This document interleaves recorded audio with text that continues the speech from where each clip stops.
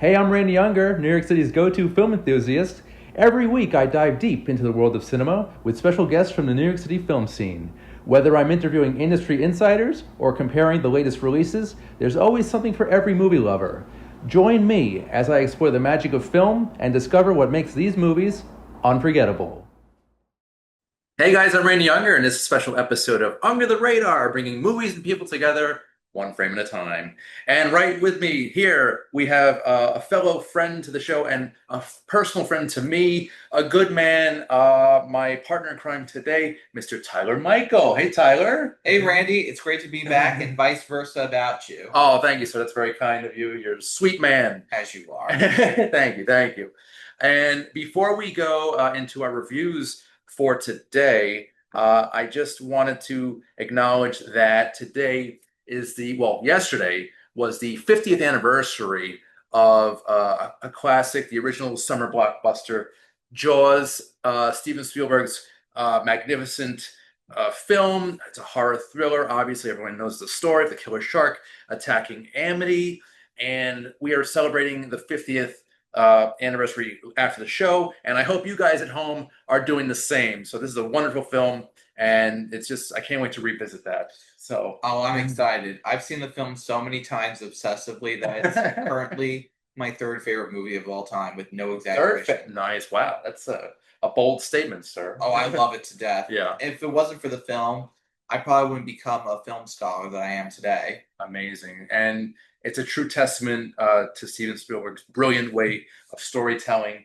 and really working under budget constraints, time constraints, but the payoff is just legendary. So I'm really happy to be experiencing that celebration with you later today. Oh, likewise, likewise. Yeah. Thanks for having such a celebration dedicated to, in my opinion, Spielberg's greatest movie. I think you might be onto something there. I think so. But for purposes of this episode, unfortunately, we're not going to be discussing Jaws, but instead the last crop of films out of the Tribeca Festival. And we have one feature film from Chile and Italy called Cuerpo, Celeste. And after that review, we're going to be discussing a program of six short films, all very different, all some with varying degrees of excellence, I'd say. Some lackluster, some not so great. But before that, I wanted to talk about Cuerpo, Celeste. And this is a wonderful film. Like I said, it's from Chile and Italy, and it basically focuses on a young girl. She's a 15-year-old girl who she lives in the summer of 1990, and she's basically growing up during a dictatorship, and there's like political unrest. She also experiences a very big family tragedy, and then we fast forward 1 year later to where she basically returns to her hometown, but everything is kind of different. People have like moved on to their own things, and just it's not the same town that she knows and grew up in. The film it stars a very young actress, and she's fantastic here. I know I'm going to butcher this one. Helen Rugalski.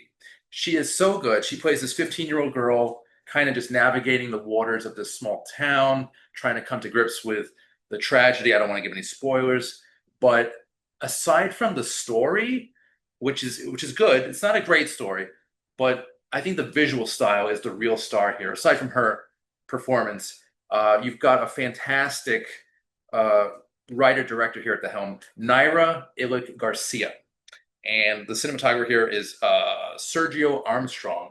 And I think this film is gorgeous. It's really I didn't know it was going to be this beautiful, but I'm glad I saw it. I'm glad we picked it. It was screened at Tribeca, and I really hope it gets a strong distribution because I think audiences would definitely appreciate this. It reminded me a little bit stylistically and thematically of last year's Oscar contender I'm Still Here, which was another great foreign film. But here we have Cuerpo, Celeste, and I'm going to turn over to you, Tyler. What did you think of the film? I thought it was passable. Okay. Now, I'm not saying this is a bad movie by any means.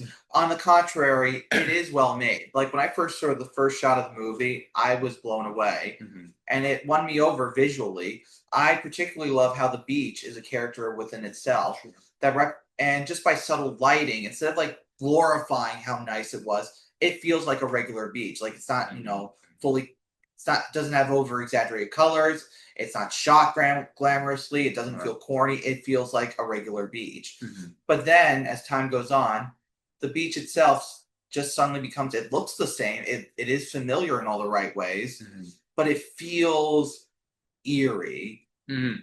and there is something very foreboding about some of it, Okay. considering what they later find out in the film, Right. which I really love. I really love the visuals. I mean, there was also one scene in the movie, well, a few actually, where I love that it feels like we're eavesdropping on conversations by watching them through the window of a car or the windshield. Mhm. Particularly the shot where they stop in the middle of the highway Yeah. and and just the whole framing of it where you're seeing this conversation take place, how everybody's in that one shot all together, despite that it's limited to a window, is amazing. Yeah. I think the director has a real keen eye. Yeah. With that said, I don't feel like the performances were strong. Okay. They act like regular people, but they feel very bland, dry, Well, it's and it's just like a reflection of real life. It's I think it's very almost cinema verite, right? Kind of like almost documentary style. almost, yeah. It's just that they don't feel like people that I would know or Okay. have met or can relate to. Right. Aside from their struggles, they all feel like they give the same monotone performance. In other words, I feel like it's trying too hard to be realistic. Interesting. And Hmm. I also feel like the story is good, Yeah. but not captivating enough. Not just because of the performances, but there are just some things that just don't make sense, but more along the lines of they could have expanded so more. Like Okay. I did not feel the chemistry with these characters. Right. I feel like we could have dived a little more deeper into the politics that were surrounding the film. Right. It's and again, this whole slice of life feeling, while it has, while it does indeed have, while it does indeed have potential, Sure. it just Falls flat. it just falls flat. But visually, it's good, Right. and they are trying. So I can't say that I think it's as good as people build it up to be. No offense, Randy, No, I don't know. but I do sense the effort and passion that was put into it. Okay. I just feel like they should have gone a different direction, at least with the acting. They could have definitely focused on some of the story elements, like the relationships. There's a relationship between the young girl and one of the locals, this boy that she had a friendship with a year prior, and now she comes back. They could have really, I think they should have focused more on that because that was actually a very good romantic subplot. But they kind of like dropped the ball there a little bit, which was very disappointing because that was a very that could have been very rich and, like you said, had a lot of potential. So, I mean, I liked it a lot. I think we're on the same page regarding the visuals, Yes, we and are. I mean, I'm going to praise the cinematographer here again. His name is Sergio Armstrong, and he's fantastic. And Exactly. I want to see everything else he's done because this movie it whisks you away. It almost feels like a postcard in motion. Mm-hmm. The you said the beach is like a character itself, right? So Exactly. and I totally agree with that statement too, because this is again beautifully shot, and it's from Chile and Italy, but this is taking place during a Chilean dictatorship, and I mean we only really hear about that political story through the radio, Mm-hmm. which is actually I think is appropriate, because Oh yeah, it's kind of in the definitely. background. It's kind of like the setting in which this story takes place. It's not at the forefront. The main story is the girl. Mm-hmm. Did you think she did a good job? This Rugalski?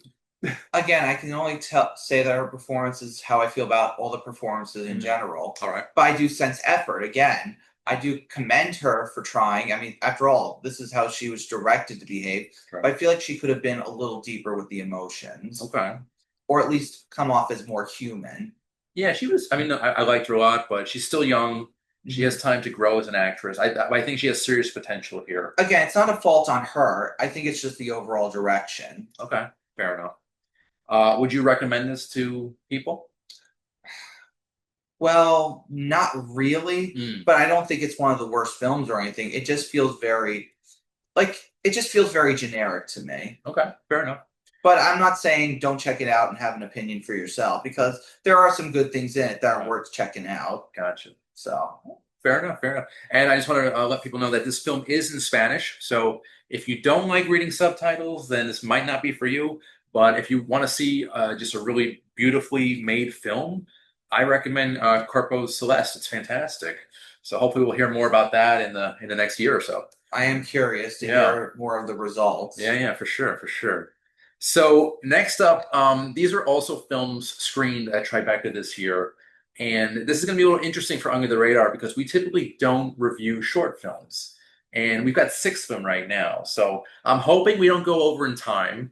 I have my eye on the timer, but these films, I'm really excited to talk to you about these because I know you have some thoughts. I do. All right, so let's just jump right in. First one in the series is called Apocalypse Besties, and basically this one is about two women who are in an apartment. They're very good friends, and apparently this is taking place during some kind of end of the world type situation. It is they mention COVID, but this is post COVID, and both of these women are just like it's basically a comedy, and each woman is going back and forth like, what should we do? How do we survive? And it gets a little graphic. It's very crude humor, I'd say. That's a nice way to put it, I Yeah, think. it is. Yeah. It's quirky, it's well written. I didn't think it was that particularly funny. I've seen better films that deal kind of with the end of the world type situation. They did a decent job. It's not my favorite of the six films, but I thought the girls did a decent, not a fantastic job, a decent job. And the premise is pretty good. So, Tyler, I'm curious, what were your thoughts on movie number one, Apocalypse Besties? Well, I can say that we're on the same boat on this Okay, one cool, good. because I do like how it's competently made, Uh, like from the lighting, how they're making use out of this one place situation mhm, rather than just exploring various parts right. of the environment of this apocalypse. And I think the title cards look very nice too. They look very professional. Okay. But the problem is, I didn't think it was that funny. I felt like it No. was being gross for the sake of being gross. Yeah. And I feel like the script is okay, Right. but the actresses, they don't really have good timing. Right. And it feels like a little bit let's just say they have a long way to go. Right. Now, with that said, there is something I can commend about the performances other than they tried. Right. It's just there is a sense of fun they're having, and it does rub off because of that reason. So even though I'm not laughing at what they're saying most of the time, I can't help but chuckle at how much fun they seem to be having making this. I guess that's the silver lining here that they are having a good time. Mhm. So, but I don't think I laughed out loud. I No. kind of like chuckled quietly, Yeah, exactly. but Chuckle quietly. and I respect what they were trying to accomplish here, but Mhm. I was let down. But I commend them for their efforts. So yeah, and You know, again, it's competently made. They're trying, yeah. so I will give them credit. All right, so Apocalypse Bestie, movie number one in the shorts program. I think it's a kind of like a lukewarm response from both of us. Exactly. Yeah, that's cool. All right, moving right along. So this one is a mini documentary. It's called Ask Me Anything, and the languages here are Arabic and Dutch, and it follows this young Sudanese refugee who basically invites native Dutch residents to ask him anything, opening up an exploratory dialogue between two parties when confronted with the other. I didn't. I don't know. Maybe I missed the point here. I think it's about cultural differences and basically learning from foreigners their experience here uh, in a country that they're not from, and basically gives sort of like a little speech in front of different groups of people that are of different cultural backgrounds. Um, I didn't think it was particularly interesting. I didn't think he really had anything to say, which is funny because it's the title is "Ask Me Anything." But yeah, this one kind of was dull and uninteresting for me. I don't know how you felt, I Chuck. actually really enjoyed this You did. one, Okay. and it's for reasons that you see. At first, I was confused. Uh-huh. I wasn't sure how to react, but after thinking about it and rewatching some clips, Yeah. I realized that it's a commentary on how people from foreign countries or refugees, the only way for them to survive in a country is to actually look like they're part of that country rather than be Right. themselves. Right. Like notice that the people around him, they're asking him questions, but they don't seem that interested in him. Mm. They're kind of talking over him a few times, like speaking Right. for him.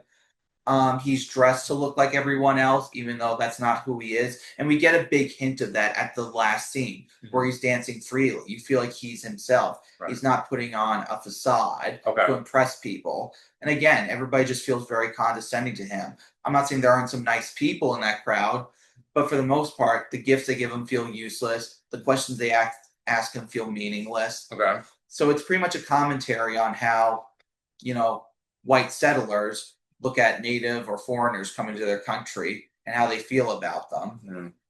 So you're a fan. That's good. I'm a fan for how risque it is. Okay. Fair enough. Yeah, I wasn't thrilled by it. Maybe I need to see it again, but Right. I mean, if you really read the body language of the protagonist, yeah. he looks uncomfortable, Okay. but professional at the same time. Right. That's a kind of a weird yeah, situation. Okay. So that's the second film in this series, and it's the first documentary. The second documentary this is an interesting one. It's called Freeman Vines, and it stars this gentleman. He's 82 years old. His name is Freeman Vines, and he's a guitar maker. Ever since he was a teenager, he's been creating guitars, and he obviously loves it. He's in this small town called Fountain, North Carolina, and he's been there all his life. He's been doing what he loves all his life, and I think it's a beautiful story. They really, this man, he's set in his ways. He's so comfortable in himself with himself. He's been living here forever, and he's making some really beautiful things. These guitars for the townsfolk, and it's a portrait of a man, a true artist, and I think it's a beautiful film. I think it might be one of my. It's definitely one of my favorites of this program block, and yeah, Tyler Freeman Vines. It's one of my favorites as well. Now, I'm a sucker for music documentaries in general. Yeah. But what I love about this is, even though I wanted to learn more about him, like where he got the inspiration to make guitars out of wood from trees that lynched people that were black. Right. I like that he keeps himself vague because he's an artist. He just does what he's feel, and he's looking to recapture that sound. Right. And I just love that it feels like I'm just spending like 14 minutes with him, hanging out, getting to know him. Yeah. It's a really good film, Yeah. and I just think I would like to learn more about him. It's just a shame that time had other plans for him. Right. He seems like a really cool guy to just hang out with. I kind of want to go to Fountain, North Carolina now, and it's all it's a great look at a man's life and his passion, and not really caring about anyone else but yourself and your art. And beautiful film. I also like that the film supports that even though he's sick and he doesn't have the same functions he had, and also he's black, so he's also falling behind because of prejudice. He just goes for it. Yeah. He's able to still make art and still have a good sense of humor about it. And I think that is a very commendable and inspiring documentary that doesn't preach about how great he is. It just shows what he does. It's great. Yeah. He doesn't care. He's just doing his own thing. And, exactly. And we got a great picture of him. So exactly. God bless you, Mr. Vines. You're God awesome. bless you indeed. Yes, sir. All right. Going down the list here. Now we have God's Lonely Magician. This is a strange one. I actually really enjoyed it. I'll read the tagline here, the synopsis. A depressed magician is blessed by God with the power to perform impossible tricks. But when his gift ruins his life, it takes a manic clown to remind him of what his conjurations really are, miracles. And this was an interesting film. The actor who plays the magician is fantastic and gets in these really weird, awkward situations, some sexual, and it's a nice little look at the personal lives of magicians and performers, specifically children's birthday performers. And Tyler, I know you're involved with that world a little bit. Come Halloween time, you're a what would you call yourself? A cosplayer with just an actor. Okay. And you put on the makeup and you scare the bejesus out of little kids. Yes, on the contrary, yes. I scare kids rather than give them joy. At least for that particular role where I scare Right. Blood Manor. Right, So right. But that's a side note. But I figured you might enjoy this film too. mhm. You know, the uh, the performances are good. The actor who plays the magician, Becca Blackwell, is fantastic. And I couldn't keep my eyes off of him. He's a fantastic actor, and I wanted more of his story. This movie was so strange, but really out there. It was kind of a dark comedy It with is. some sexual element to it. But I'm a fan of it. I think this was one of the better films, or one of the better narrative films of this series of shorts. But Tyler, quick thoughts on God's Lonely Magician? You pretty much summarized my thoughts, but Okay. I'll just say it has a great balance between emotion, humor, fantasy. All right. I like the storytelling. I like how we look at flashbacks. I like how we see what the man he used to be and what he is now. Right. I think it's a very fascinating, simple but fascinating and emotionally compelling film Sure. with a dark sense of humor Yeah. and an emotional edge to Yeah. get one invested. It's one of my favorites as Yeah. well. It's so good. And I could even see this stretched out into a feature because Mhm. I would love to see this Me too. for like an hour and 45 minutes. I think that'd be a perfect runtime for this film. Oh, I agree. But for what Um, they could come up with, they did a solid you job. know, I just wanted more backstory with the magician. But other than that, love it. It's so funny, so weird. It's so good. All right, what do we got? We got two more. So two more. All right, so we're moving right along. We are doing good on time. Actually, really good on time. Don't mean to rush this, but here's another one that I actually really enjoyed. Actually, this might have been my favorite. It's called "How I Learned to Die," and it basically focuses on a 16-year-old girl who she has an illness and she has a 60% chance of dying. So she decides to write up a bucket list item, some bucket list items for her to accomplish. Like I think kissing a boy was on there, stuff like that, stuff like a Mhm. teenage girl would want on her list. And the lead actress, Lola Darling, I thought she was great. And this is our second film with a very strong young female lead. And yeah, she's fantastic in this. And basically, it's about hope and realizing one's fate and trying to make right with your family and friends and trying to, she wants to. At one point, I think she wants to drink as one of her bucket list items.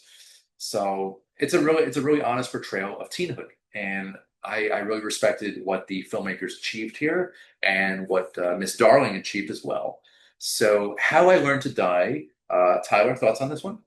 Well, to be very quick, it's everything you said. I love the performances. I particularly love how the characters can be selfish, can be jerks, but they're also when the time is getting near and when things are getting crazy, when things are getting worrisome, you feel their love. You see who they really are as the film develops. I mean, my only criticism with the film is just it tries to be Clarissa explains it all at the beginning with its animated text That's right. done at That's right. inappropriate moments, a warning sign, the main character directly talking to the audience. It just didn't feel needed because the rest of the film doesn't support that. And I Mhm. feel like the use of humor kind of takes away from the drama in certain scenes, particularly when we're learning about her condition. I think it's a nice, again, quirky dramedy, which Mhm.